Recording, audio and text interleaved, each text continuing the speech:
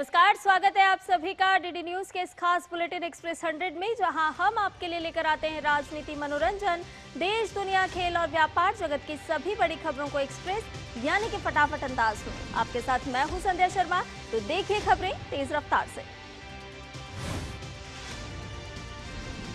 नई दिल्ली में ET world leaders forum 2025 में पीएम मोदी ने देश में अगली पीढ़ी के सुधारों को सरकार की प्रतिबद्धता और दृढ़ विश्वास बताया।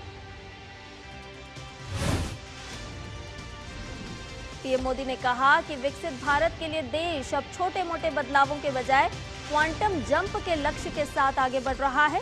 साथ ही अंतरिक्ष और रक्षा क्षेत्र में देश की तेजी से प्रगति का उल्लेख भी किया। पीएम मोदी ने कहा कि इस साल के अंत तक पहला मेड इन इंडिया चिप बाजार में आ जाएगा। इस मेड इन इंडिया 6G पर तेजी से काम कर रहे हैं। केंद्रीय गृह मंत्री अमित शाह वीडियो कॉन्फ्रेंसिंग के माध्यम से अहमदाबाद में सरदार धाम गर्ल्स हॉस्टल फेज 2 का करेंगे लोकार्पण। गृह मंत्री अमित शाह राष्ट्रीय राजधानी में 2 दिवसीय अखिल भारतीय अध्यक्ष सम्मेलन का उद्घाटन करेंगे। ये सम्मेलन देश के पहले निर्वाचित अध्यक्ष के रूप में विट्ठल भाई पटेल द्वारा केंद्रीय विधानसभा के अध्यक्ष का पदभार ग्रहण करने के शताब्दी वर्ष के उपलक्ष्य में आयोजित किया जा रहा है। राष्ट्रीय राजधानी में ऑल इंडिया स्पीकर्स कॉन्फ्रेंस की पूर्व संध्या पर विभिन्न राज्यों की विधानसभाओं और परिषदों के अध्यक्षों, उपाध्यक्षों एवं सभापतियों के सम्मान में रात्रि भोज का आयोजन किया गया। दिल्ली की मुख्यमंत्री रेखा गुप्ता रात्रि भोज कार्यक्रम में शामिल हुई। इस दौरान उन्होंने कहा कि यह सम्मेलन भारत के प्रथम निर्वाचित स्पीकर विट्ठल भाई पटेल की शताब्दी वर्ष को समर्पित है। फिजी गणराज्य के प्रधानमंत्री सिटिवेनी लिगामामादा राबुका आज से 26 अगस्त 2025 तक भारत की यात्रा पर रहेंगे। विदेश मंत्रालय के सचिव पूर्व पी कुमारन ने कोलंबिया का दौरा किया। यह दौरा दोनों देशों के बीच के मजबूत होते संबंधों की दिशा में अहम कदम माना जा सकता है। विदेश मंत्रालय के सचिव पी कुमारन ने कोलंबिया के विदेश मामलों, संस्कृति और आईसीटी के मंत्रियों और उप मंत्रियों के साथ उच्च स्तरीय बैठकें की। इन बैठकों में व्यापार, डिजिटल सहयोग और सांस्कृतिक आदान प्रदान जैसे कई अहम मुद्दों पर विस्तार से चर्चा हुई। पी कुमारन ने भारतीय व्यापारिक समुदाय और CORI थिंक टैंक से भी मुलाकात की। इस दौरे से दोनों देशों के बीच न केवल राजनीतिक बल्कि आर्थिक, सांस्कृतिक संबंधों को भी एक नई दिशा मिलने की उम्मीद है। रक्षा मंत्री राजनाथ सिंह और जम्मू कश्मीर के उपराज्यपाल मनोज सिन्हा आज किश्तवाड़ जिले के चशौती गांव का दौरा करेंगे। उत्तर प्रदेश के मुख्यमंत्री योगी आदित्यनाथ ने गोरखपुर में जनता दरबार लगाया, जिसमें लोगों की समस्याएं सुनी गई। उत्तर प्रदेश के मुख्यमंत्री योगी आदित्यनाथ आज गोरखपुर के दौरे पर हैं। इस दौरान सीएम योगी गोरखपुर में कन्वेंशन सेंटर का उद्घाटन करेंगे। सीएम योगी आदित्यनाथ पेडलीगंज में गुरुद्वारे के रेनोवेशन का भी लोकार्पण करेंगे। सीएम योगी आदित्यनाथ का अधिकारियों के साथ बैठक का भी कार्यक्रम है, जिसमें वो विकास योजनाओं के प्रगति के बारे में जानकारी लेंगे। केंद्रीय संचार एवं पूर्वोत्तर क्षेत्र विकास मंत्री ज्योतिरादित्य सिंधिया बाढ़ प्रभावित कोलारस गांव, बामोर के तुमाड़ा गांव, गुना जिले के बंधा गांव और फतेहगढ़ गांव का दौरा करेंगे। हरियाणा के सिरसा जिले के डबवाली में नशा मुक्त समाज के संदेश के साथ यूथ मैराथन 2025 का आयोजन किया गया, जिसमें मुख्य अतिथि के तौर पर राज्य के सीएम नायब सिंह सैनी मौजूद रहे। बिहार के मुख्यमंत्री नीतीश कुमार बिहार राज्य खाद्यान्न व्यापारी संघ द्वारा आयोजित राज्य स्तरीय सम्मेलन में भाग लेने वाले हैं। केंद्रीय कानून मंत्री अर्जुन राम मेघवाल लोकसभा मानसून सत्र की कार्रवाई के विषय पर आज बीकानेर सर्किट हाउस में प्रेस कॉन्फ्रेंस करेंगे। भारत के डाक विभाग ने अमेरिका जाने वाली डाक सेवाओं को अस्थायी रूप से निलंबित करने का निर्णय लिया है। भारत की तरफ से 25 अगस्त से अमेरिका के लिए बुक होने वाली सभी प्रकार की डाक आर्टिकल्स की बुकिंग अस्थायी रूप से निलंबित रहेंगी। केंद्रीय मंत्री किरण रिजिजू ने राहुल गांधी पर निशाना साधते हुए कहा, राहुल गांधी बहुत खतरनाक रास्ते पर जा रहे हैं। जॉर्ज सोरोस का कहना है कि भारत सरकार को अस्थिर करने के लिए $1 ट्रिलियन रखे गए हैं। देश भर में बिरसा मुंडा की 150वीं जयंती पर कार्यक्रम बनाने की नीतियों और योजनाएं बनाने, निगरानी और मार्गदर्शन देने के लिए कमेटी का गठन किया गया है।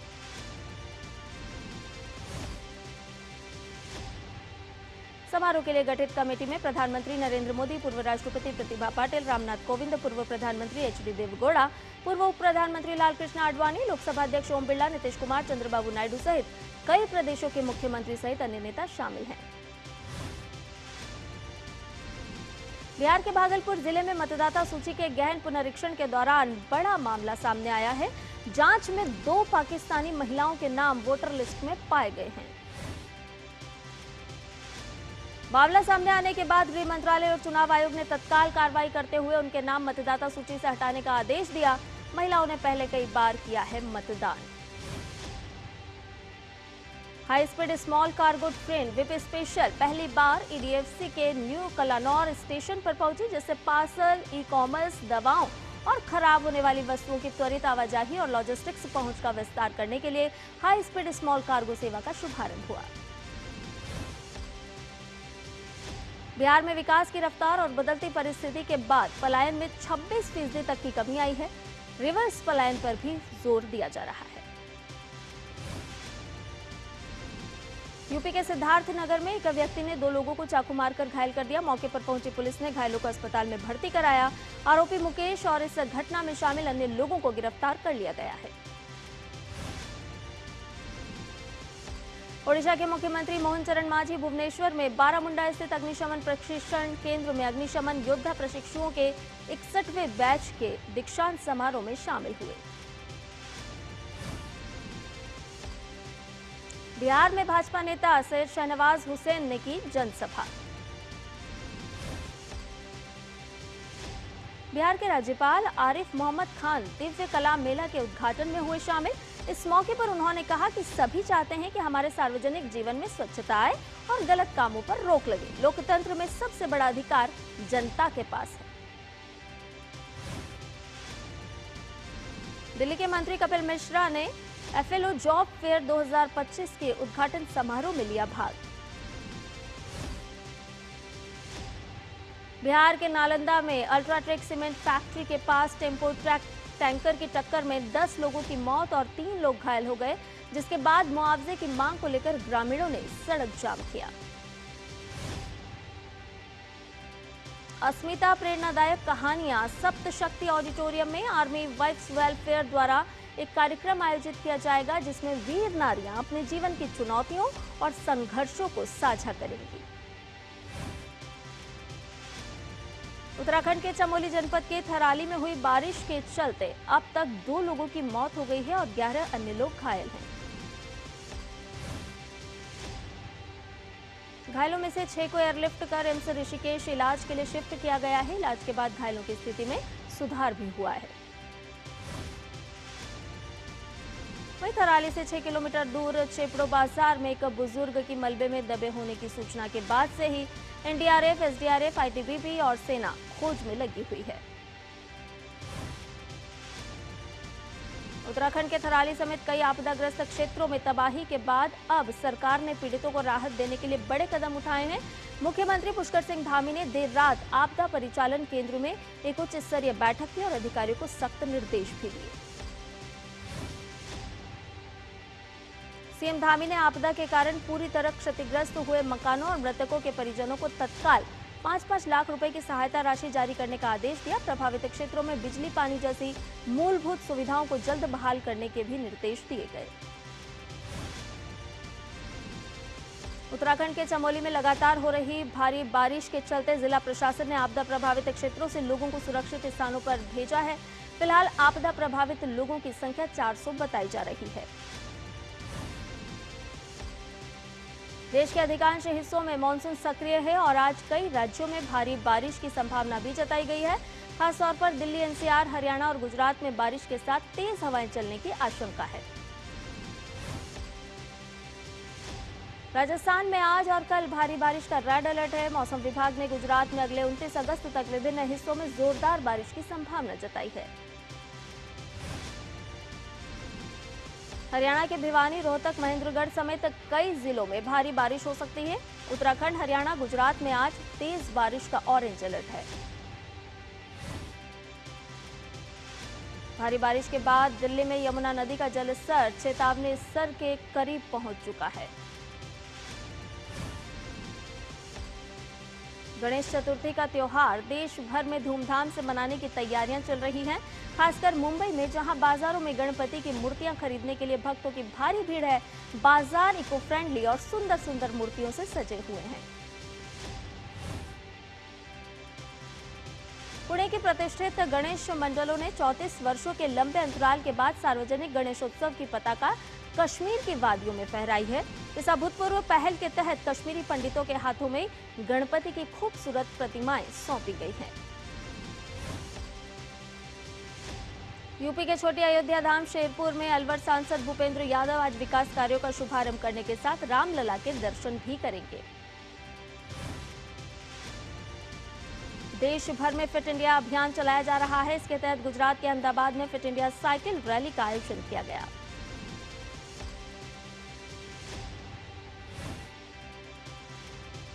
बुलेटिन में फिलहाल रुक रहे एक छोटे से ब्रेक के लिए, जल्द हाजिर होंगे। मैं हूं MDH बेसन, सुनहरे चने से बना, लेटेस्ट टेक्नोलॉजी से पिसा। अब आया हूं आपके घर, पोषण से भरा, स्वाद में खरा। बीकानेरी चने की दाल से बना सर्वश्रेष्ठ बेसन, MDH बेसन। टाइम पे खा लेना और प्लीज बाइक धीरे चलाना जी। और ये तुम्हारी सेफ्टी के लिए। अरे एक बात तो रह गई। LIC ये हमारी सेफ्टी के लिए। दिल की सुनो, LIC चुनो। LIC हर पल आपके साथ। मेरी पसंद। मेरी पसंद। मेरी पसंद। मेरी पसंद। हमारी पसंद। हम सबकी पसंद। मजबूत देश का मजबूत सरिया हो गया स्टील। और ब्रेक के बाद एक्सप्रेस 100 में आपका एक बार फिर से स्वागत है। आइए बाकी की खबरों को भी जान लेते हैं फटाफट अंदाज में। फिट इंडिया मूवमेंट के तहत राजस्थान पुलिस द्वारा जयपुर, उदयपुर सहित कई जिलों में संडेज ऑन साइकिल कार्यक्रम का आयोजन किया जा रहा है। Fit India Sunday on cycle अभियान के तहत इस सप्ताह देश भर के राज्य पुलिस बल साइकिल रैली में शामिल होंगे। राजधानी दिल्ली के जवाहरलाल नेहरू स्टेडियम में टफ मैन हाफ मैराथन का आयोजन किया गया। ये टफ मैन हाफ मैराथन का दूसरा संस्करण है। दिल्ली में इंदिरा गांधी खेल परिसर में राज्य पुलिस बल के साथ साइकिल रैली निकाली गई। प्रधानमंत्री नरेंद्र मोदी 2 सितंबर 2025 को यशोभूमि में सेमिकॉन इंडिया 2025 के चौथे संस्करण का आधिकारिक उद्घाटन करेंगे। भारत को एक वैश्विक सेमीकंडक्टर पावर हाउस के रूप में स्थापित करने की अपनी विरासत पर कायम रहते हुए सेमिकॉन इंडिया 2025 के चौथे संस्करण में शीर्ष वैश्विक नेता, सेमीकंडक्टर उद्योग विशेषज्ञ, शिक्षाविद, सरकारी अधिकारी और छात्र सहित प्रमुख हितधारक शामिल होंगे। पिछले एक दशक में रक्षा निर्यात लगभग 35 गुना बढ़ा है और सरकार ने इस वर्ष 30,000 करोड़ रुपए और 2029 तक 50,000 करोड़ रुपए का रक्षा निर्यात हासिल करने का महत्वाकांक्षी लक्ष्य रखा है। विदेश मंत्री डॉक्टर एस जयशंकर ने कहा कि भारत अमेरिका व्यापार वार्ता अभी भी जारी है, लेकिन हमारे सामने कुछ सीमाएं हैं। Economic times world leaders forum 2025 में विदेश मंत्री डॉक्टर एस जयशंकर ने ये बात कही। विदेश मंत्री डॉक्टर एस जयशंकर ने रूस के साथ भारत के ऊर्जा संबंधों का बचाव करते हुए कहा कि तेल खरीद की कीमतें स्थिर होकर राष्ट्रीय और वैश्विक हित सधते हैं। विश्लेषकों ने कहा कि बिकवाली के बावजूद विदेशी संस्थागत निवेशक अभी भी भारतीय प्राथमिक बाजार में भाग ले रहे हैं, जो नए विषयों और व्यवसायों में उनके निरंतर निवेश का संकेत देता है। भारत के commercial office real estate sector ने 2025 की पहली छमाही में शानदार वृद्धि हासिल की। एक रिपोर्ट के अनुसार टॉप 7 शहरों में नेट ऑफिस लीजिंग सालाना आधार पर 40% बढ़कर 26.8 मिलियन वर्ग फुट हो गई है। जीएसटी परिषद की 56वीं बैठक 3-4 सितंबर के बीच होगी। इस बैठक में मंत्री समूह द्वारा 2 स्लैब 5% और 18% को बरकरार रखने के प्रस्ताव पर फैसला होगा।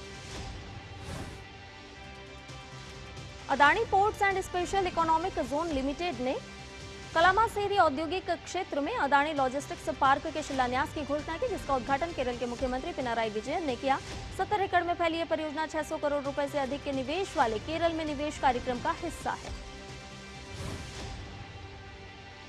आधिकारिक आंकड़ों के अनुसार वित्त वर्ष 2026 के पहले 4 महीनों में चीन को भारत का माल निर्यात सालाना आधार पर 20% बढ़कर $5.76 अरब तक पहुंच गया। भारत ऑस्ट्रेलिया व्यापक आर्थिक सहयोग समझौते पर 11वें दौर की वार्ता सार्थक रूप से संपन्न हुई। भारत की मेजबानी में 18 से 23 अगस्त नई दिल्ली में आयोजित इस वार्ता से द्विपक्षीय व्यापार और आर्थिक साझेदारी को मजबूत करने के साझा उद्देश्य को और बल मिला। निजी क्षेत्र के यस बैंक ने कहा कि आरबीआई ने जापान स्थित एसएमबीसी को बैंक में 24.99% तक हिस्सेदारी हासिल करने की मंजूरी दे दी है।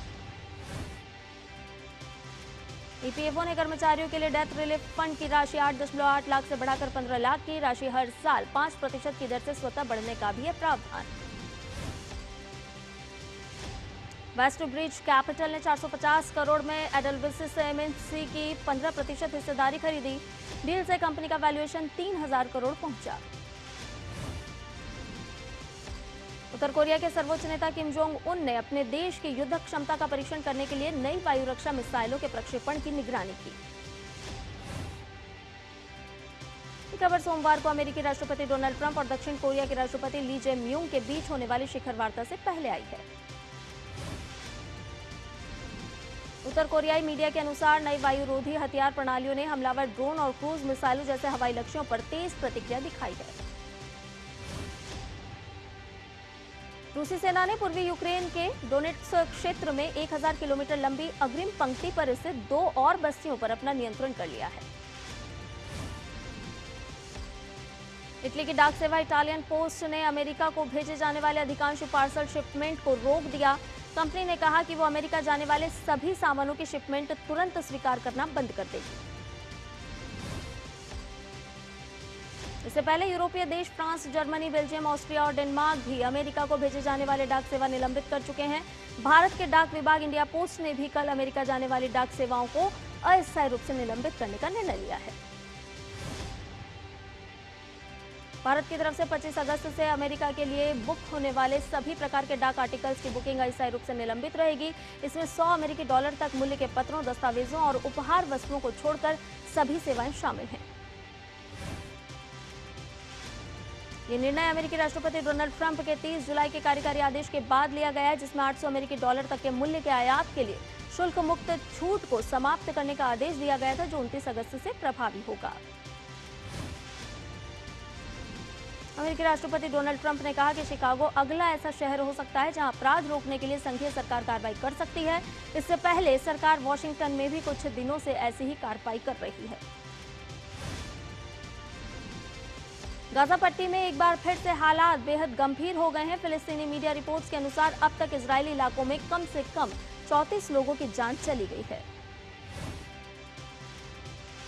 नाइजीरिया की वायुसेना ने कहा कि उसने शनिवार को कैमरून सीमा के निकट हवाई हमलों में कम से कम 35 इस्लामी लड़ाकों को मार गिराया। ये कार्रवाई खुफिया जानकारी मिलने के बाद की गई। ये समूह जमीनी सैनिकों पर हमले की योजना बना रहा था। रूसी रक्षा मंत्रालय ने कहा कि ड्यूटी पर तैनात रूसी वायु रक्षा प्रणालियों ने रोस्तोव और वोल्गोग्राड क्षेत्रों के साथ साथ कास्ट्रोडार क्षेत्र में 7 यूक्रेनी ड्रोन मार गिराए। श्रीलंका के पूर्व राष्ट्रपति रानिल विक्रमसिंघे को कोलंबो नेशनल हॉस्पिटल की आईसीयू में स्थानांतरित कर दिया गया है। उन्हें एक दिन पहले ही सरकारी धन के कथित दुरुपयोग के आरोप में हिरासत में लिया गया था और एक अदालत ने उन्हें जमानत देने से इनकार कर दिया। उत्तरी कुरिल द्वीप समूह तट के पास शनिवार को भूकंप के तेज झटके महसूस किए गए। रिक्टर पैमाने पर भूकंप की तीव्रता 5.6 थी। अफगानिस्तान के 1693 शरणार्थी परिवार हाल ही में पड़ोसी देश पाकिस्तान और ईरान से स्वदेश लौट आए हैं। शरणार्थियों की समस्याओं के समाधान के लिए गठित उच्चायोग ने बताया कि इन शरणार्थियों में 6202 लोग शामिल हैं। इराक के उत्तरी निनवे प्रांत में 2 महिलाओं सहित 7 संदिग्ध इस्लामिक स्टेट आतंकवादियों को गिरफ्तार किया गया है। डुरंड कप के 134वें संस्करण में शनिवार को खेले गए एक तरफा फाइनल मैच में नॉर्थ ईस्ट यूनाइटेड एफसी ने डायमंड हार्बर एफसी को 6-1 से हराकर लगातार दूसरी बार खिताब अपने नाम किया। गत विजेता नॉर्थ ईस्ट यूनाइटेड एफसी का सामना पहली बार फाइनल में पहुंची डायमंड हार्बर एफसी से हुआ। 34 साल के बाद कोई टीम टाइटल डिफेंड करने में कामयाब हुई। श्रीनगर की प्रतिष्ठित डल झील में आयोजित खेलो इंडिया वाटर स्पोर्ट्स फेस्टिवल 2025 एक भव्य पुरस्कार समारोह के साथ सफलतापूर्वक संपन्न हुआ। डल झील पर संपन्न पहले खेलो इंडिया वाटर स्पोर्ट्स फेस्टिवल में मध्य प्रदेश ने पदक तालिका में शीर्ष स्थान हासिल किया। मध्य प्रदेश ने 18 पदकों में से 9 स्वर्ण, 3 रजत और 5 कांस्य हासिल किए। खेलो इंडिया वाटर स्पोर्ट्स फेस्टिवल 2025 में ओडिशा और केरल टॉप 3 में रहे। मेजबान जम्मू कश्मीर ने भी शानदार प्रदर्शन किया। 1 स्वर्ण, 1 रजत, 1 कांस्य की बदौलत जम्मू कश्मीर 7वें स्थान पर रहा। दिल्ली के इंदिरा गांधी स्टेडियम में इस बार संडेज ऑन साइकिल में स्टेट पुलिस फोर्स ने लिया हिस्सा। हर सप्ताह इतवार के दिन आयोजित होने वाले संडेज ऑन साइकिल के इस अंक में अंडर 19 मुक्केबाजी में विश्व चैंपियन कृष्णा वर्मा और जूनियर वर्ग में भारोत्तोलक में कांस्य पदक विजेता अनन्या पाटिल ने लिया हिस्सा। टफमैन हाफ मैराथन का आयोजन दिल्ली के जवाहरलाल नेहरू स्टेडियम में किया गया। प्रतियोगिता के दूसरे संस्करण में 21 किलोमीटर, 10 किलोमीटर और 5 किलोमीटर की दौड़ का आयोजन किया गया। बीडब्ल्यूएफ विश्व बैडमिंटन चैंपियनशिप का आगाज सोमवार से होगा। इस बार भारत की ओर से लक्ष्य सेन, एचएस प्रणॉय सहित महिला वर्ग में पीवी सिंधु कोर्ट पर उतरेंगी। बुल्गारिया में अंडर 20 विश्व कुश्ती चैंपियनशिप के महिला स्पर्धा में भारतीय पहलवानों का दमखम नजर आया और भारत की काजल दोचक ने स्वर्ण पदक जीतने में कामयाबी हासिल की। बिहार में पहली बार 29 अगस्त से 7 सितंबर तक राजगीर में होने वाली हीरो एशिया कप 2025 की ट्रॉफी बिहार के सभी जिलों के साथ साथ चेन्नई, चंडीगढ़, दिल्ली, ओडिशा, असम और झारखंड राज्यों से होकर गुजरेगी। इस यात्रा का उद्देश्य युवाओं में हॉकी के प्रति रुचि जगाना, खेल संस्कृति को बढ़ावा देना और इस ऐतिहासिक आयोजन में जन भागीदारी सुनिश्चित करना है। सुब्रतो कप जूनियर गर्ल्स श्रेणी के चौथे दिन कई मुकाबलों में शानदार जीत और कड़े ड्रॉ देखने को मिले। केरल की लाल बहादुर शास्त्री मेमोरियल स्कूल त्रिशूर ने उत्तराखंड के Harish Pawar higher secondary school Nainital को 2-0 से हराया। सुब्रतो कप में एक अन्य मैच में छत्तीसगढ़ की माता रुक्मणी कन्या आश्रम ने लक्षद्वीप की पीएम श्री सरकारी Mahatma Gandhi senior secondary school अंद्रोत पर 3-0 की जीत दर्ज की। असम की बेटकुची हाई स्कूल और श्रीलंका स्कूल फुटबॉल एसोसिएशन के बीच का मैच, साथ ही एपीएस नोएडा और बिहार की अपग्रेडेड हाई स्कूल बिलासपुर का मुकाबला गोल रहित ड्रॉ पर समाप्त हुआ। डुरंड कप चैंपियन टीम को इस बार रिकॉर्ड 1.21 करोड़ रुपए मिलेंगे। ये 137 साल पुराने टूर्नामेंट के इतिहास में सबसे बड़ी इनामी राशि होगी। और एक्सप्रेस न्यूज में फिलहाल के लिए इतना ही। मुझे दीजिए इजाजत। नमस्कार।